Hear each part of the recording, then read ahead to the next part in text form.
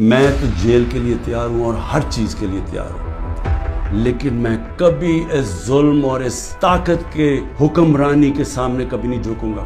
اور میں آج آپ سب کو کہتا ہوں، آپ نے کبھی نہیں جھکنا، کیونکہ ایک میری بات یاد رکھ لینا، جس دن آپ نے اس ظلم کو قبول کر لیا اور یہ ناانصافی کے نظام کو، ملک نہیں رہے گا، کوئی قوم نہیں سروائیو کرتی اس طرح۔